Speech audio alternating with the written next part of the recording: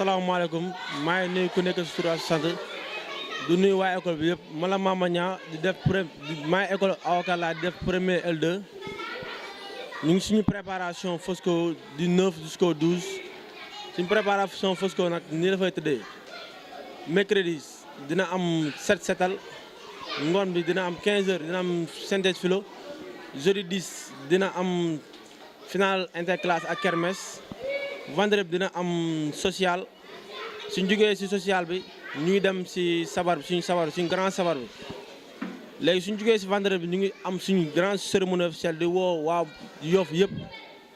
di woo waa Yoff yëpp parce que suñu wanee Yoff lañ am quoi waaw su ma jógee si loolu ñu jox suñu vice président sama vice présidente mu wax mu am lu ñu si sànni kàddu mu si sànni. salaamaaleykum maa ngi tudd Mama Guissé man maay vice présidente COSPAL ren waaw maa ngi nuyu ñëpp ku nekk sa tur ak sa sant di nuyu suñu censeur yi suñu directeur Passar monsieur Guèye ñëpp ba Fosco yi moom ñu ngi koy waajal bu baax ñu ngi invité ñëpp li ko dalee Yoff Ouest Foire Nord Foire ñëpp fépp ku xam COSPAL rek ñu ngi lay ñaan nga ñëw si suñu Fosco yi te en plus mooy loolu daal dina neex te dina yëngu. salaamaaleykum ñoo ngi nuyu waa Yoff mbooloo wi yëpp. ndax ci askan bi lañ bokk ñu waa école Ababacar Laye comme suñu président nu mu ko waxee ñu ngi organiser suñuy Fosco di invité ñëpp ñu ñëw parce que d'habitude Fosco yi ku ko dégg dañuy faral di bàyyi xel ni que ni ay mbirum caaxaan la et tout mais ren moom dañ fay nar a indi innovation large secteur bu ne domaine social culture di invité ñëpp nag bàyyiwuñu kenn incha allah le 9 ba le 12 narul yomb. comme sama collègue yi li ñu ko waxee rek foofu laa ñëwee. ñu ngi woo waa Yoff yëpp autorité yëpp parce que di woo suñu yaay yeeg suñu papa yeeg yëpp ñu dolli ñu ñaan parce que ñun Yoff lañu am ak école COSPAL soo ko déggee COSPAL école yëpp lu ko wër yëpp COSPAL dañuy jàng dañuy concentré suñu jàng bu baax a baax samedi nag suñu cérémonie officielle ñu ngi woo ñëpp pour ñu ñëw jàppale ñu bu baax a baax incha allah loolu suñu parents yeeg suñu yaay yeeg autorité Yoff yëpp bàyyi ñu kenn incha allah. Nous sommes ici au complexe Ababacar Laye, collège d'enseignement privé, installé à Yoff sur la route de l'aéroport depuis plusieurs années. C'est un établissement qui a donné beaucoup de satisfaction aux populations de Yoff, je dirais d'une part, mais également à tout le peuple sénégalais. Même dans les pays limitrophes, des personnes n'hésitent pas à venir inscrire ici leurs enfants. Cela est dû à la bonne gestion du directeur général, M. Guèye, que nous encourageons également, parce que nous avons dans l'esprit que chaque jour qui passe, il fait pour un meilleur devenir de l'établissement. Remercier également son frère et collaborateur, M. Mamsiri Sarr, qui est à côté de lui, mais à eux deux, qui font un travail de titan pour la jeunesse de Yoff, pour les populations de Yoff, mais pour toute la population du Sénégal. Remercier également mes collaborateurs, Mme Sarr ici présente, vice-censeur, M. Galaye Samb, surveillant général et conseiller administratif du directeur général, les autres collaborateurs, Mme Faye, caissière, M. Séni Faye, également attaché à l'administration et caissier, mes surveillants, M. Guédiou et M. Ndiaye, pour tout le travail colossal qu'ils font chaque jour pour faire avancer l'établissement et se mettre au service du développement et de l'épanouissement de tout le village de Yoff. Je me présente en tant que quelqu'un qui a passé son service ici à Yoff avant de venir rejoindre le privé à Ababacar Laye. Pour la bonne et simple raison que j'ai eu à diriger l'établissement, le CEM de Yoff pendant des années en tant que principal, qui a mis aussi également les jalons sachant que Yoff a besoin d'un lycée, en créant les classes de seconde et de première, ce qui a donné aujourd'hui naissance au lycée de Yoff. Remercier toutes les populations de Yoff. Parce que je n'oublie pas, à l'entame de ma mission ici à Yoff, tout le soutien qu'ils m'avaient apporté, tant sur le plan matériel, financier. C'est cette même population, par le canal de l'APEXI, qui ont permis à Yoff d'avoir la salle informatique aujourd'hui installée dans l'enceinte du lycée. C'est dire quoi donc, je suis quelqu'un qui est attaché à tous les villages de Yoff. À l'époque, il y avait l'établissement Ababakar Laye, que je connais bien, qui a produit des cadres, qui a participé à former la jeunesse de Yoff. Donc aujourd'hui, pour moi, c'est un réel plaisir d'être là, encore à Yoff, à côté des Yoffois, en qui je porte une grande estime, une grande considération et un grand respect. Pour ce qui est maintenant du foyer de notre établissement, nous comptons organiser les activités dès la semaine prochaine. Aujourd'hui, c'est les 2, mais les activités vont commencer à partir du 9 et vont se poursuivre. Mais c'est quelque chose qui entre dans le cadre de toute vie scolaire. Les élèves, après un dur travail d'un premier semestre, dans l'entame de la seconde période de l'année, estiment, après un dur travail, de se retrouver. Et c'est l'occasion pour eux d'être en communion, de se reconnaître davantage, appartenant à des niveaux différents, de se retrouver autour d'une même table, de discuter de leur avenir. C'est le temps d'une fête, mais c'est le temps aussi de réflexion pour leur formation, de comment ils doivent se comporter, des sacrifices, accompagnés également de réjouissance, parce que c'est tout à fait normal, pour diminuer un peu le stress qui les accompagne et préparer les examens qui vont venir. Ils vont le faire dans le souci purement éducatif. Ils ne vont pas le faire dans le souci que nous connaissons, à créer des soirées où tout est permis, autres. Non, non, non. Il y a eu des activités sportives, ils les ont bouclées avec une très grande satisfaction. Aujourd'hui, nous allons vers l'ouverture officielle du foyer. Et là, il y aura vraiment les réjouissances, les amusements et tout ce qui vont suivre pour que cela se passe bien. Et qu'au sortir, n'est-ce pas, de cette période-là, du FOSCO, que tout rentre dans l'ordre, qu'ils puissent en tirer les bénéfices et entamer une bonne fin d'année. Voilà donc tout ce que j'avais à dire en attendant. C'est l'occasion également de dire aujourd'hui que l'établissement Ababakar Laye a été coopté par la totalité de ses pairs, directeurs et administratifs des enseignements privés du Sénégal, nommé CAPEC,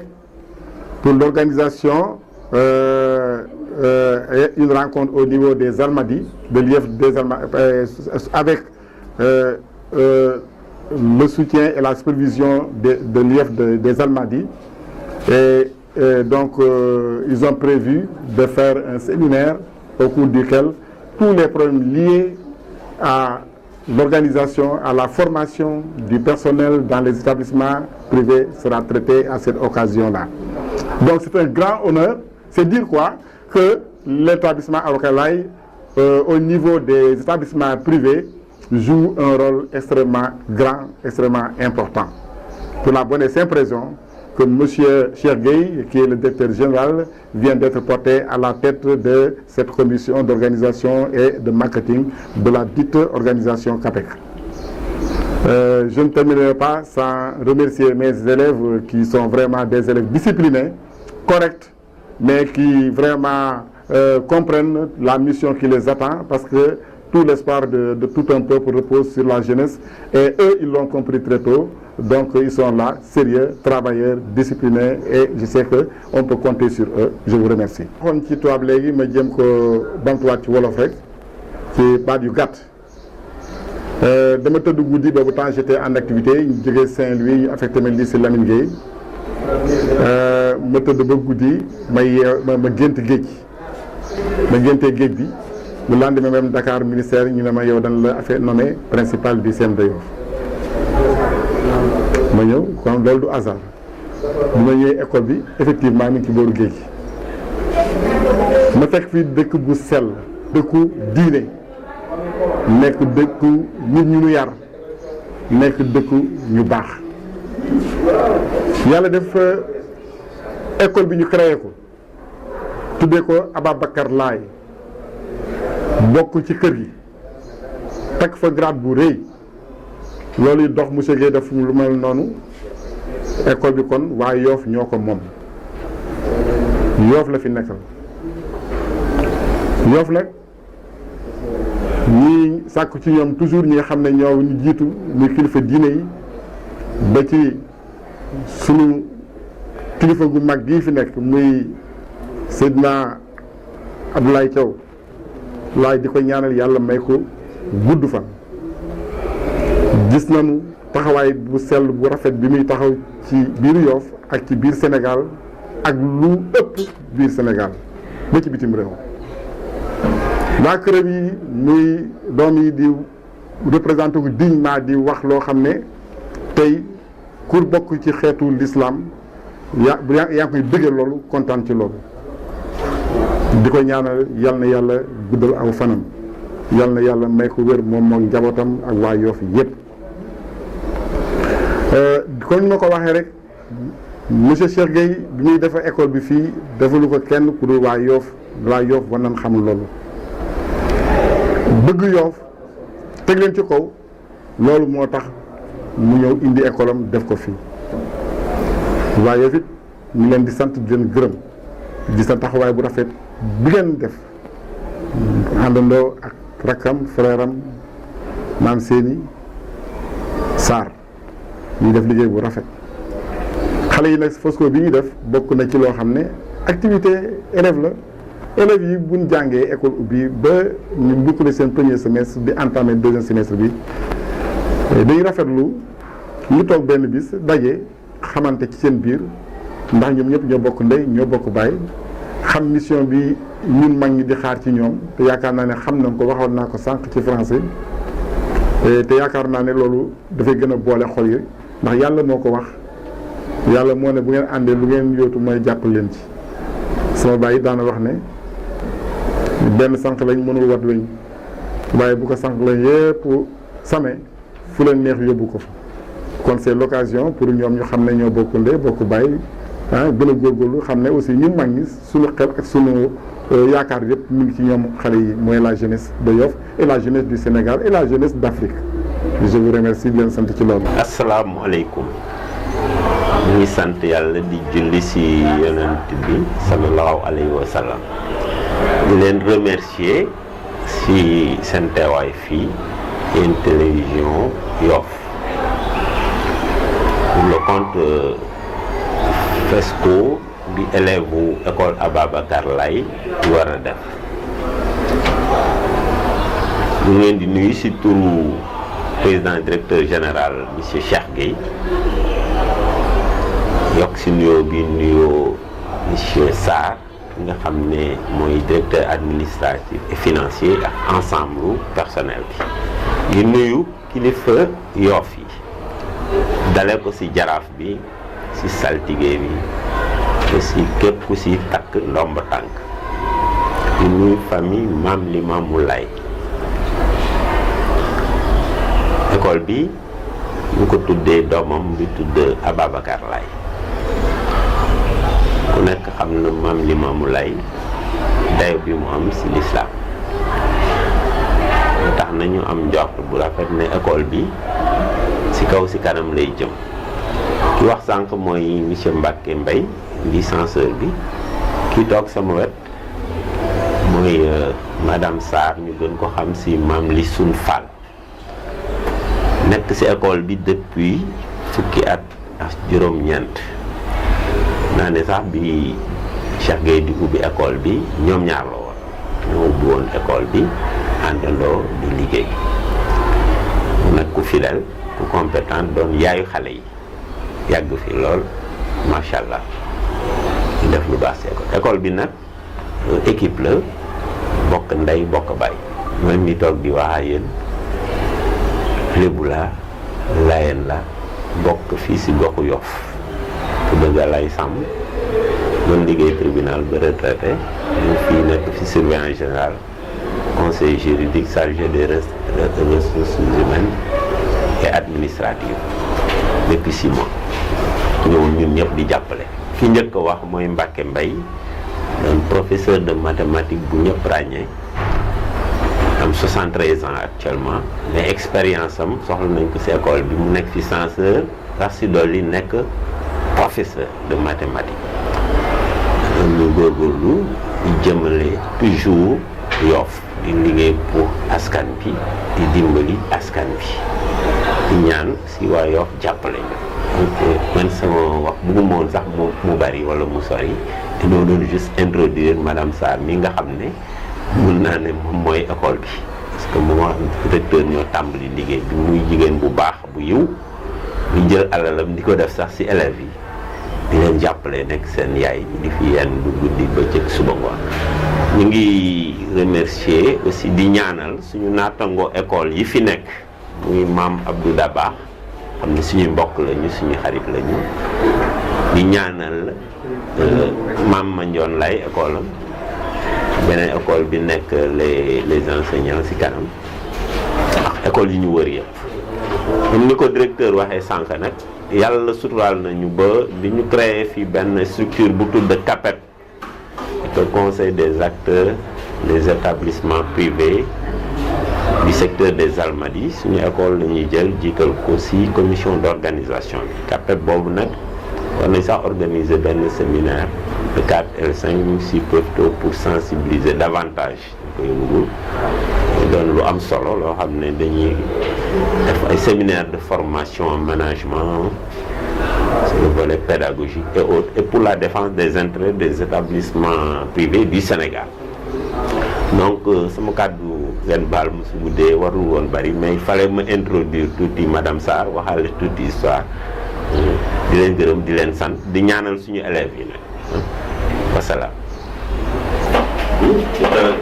nga xool sa position ndax baax na. asalaamaaleykum. maa ngi nuyoo ci sama turu njiit yi fi nekk monsieur Cheikh Gueye directeur général Mame Seyni Sarr directeur financier ak suñu benn collègue ba nga xam ne dafa xaw a tawat fan yi monsieur Libaas Ndoye comme ni ko monsieur Mbacke waxee censeur de l'école ak monsieur Samb man duma def lu dul ñaanal suñu xale yi ndax suñu ay doom suñu ay sët ñoo fi nekk comme ci école yu bari niñ koy defee rek bu ñu paree composition premier semestre dañ leen ne may ñu def seen Fosco bi ren ay xale ñoo ko jiite xale yi nag dañuy yàgg ci école bi maa ngi ñoom dañ fay yàgg ren nag ñoom ñoo ayee ñu woo télévision bi pour ñu jël ñu wax tuuti ci ñoom ndax xale yu yaru lañu ñu yàgg ci école bi ñu xam niñ koy organiser aussi école bi nag tur bi dafa rëy tur bi dafa màgg ndax ku ni Ababacar Laye